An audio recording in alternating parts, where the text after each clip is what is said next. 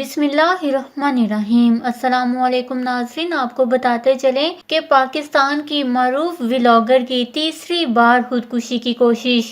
जी हाँ नाज़रीन, तफसीलात के मुताबिक बलोचिस्तान की पहली व्लॉगर का एजाज़ रखने वाली अनीता जलील ने तीसरी बार खुदकुशी की कोशिश की है।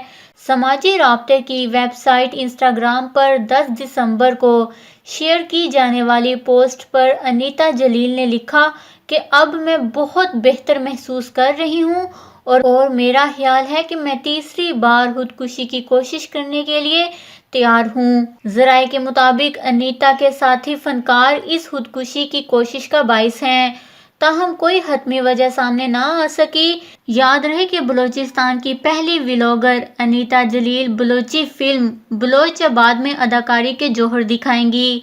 फिल्म बलोच आबाद की हदायतकारी शाकर सईद ने की है और इसकी शूटिंग अंदरूने सिंध और कराची में की गई है। फिल्म कम उम्री की शादी, खवातीन को बाइख्तियार बनाने और तालीम की अहमियत जैसे मौजू पर बनाई गई है। फिल्म का ट्रेलर हाल ही में ऑनलाइन जारी किया गया है। बलोचिस्तान के शहर गवादर से ताल्लुक़ रखने वाली अनीता जलील गवादर की पहली व्लॉगर हैं। अपने मोबाइल के कैमरे और सोशल मीडिया के जरिए बलोचिस्तान के हसीन नज़ारों और कुदरती खूबसूरती से भरपूर वादियों की सैर करवाने वाली 21 साला अनीता जलील को बलोचिस्तान की पहली खतून व्लॉगर होने का एजाज़ हासिल है।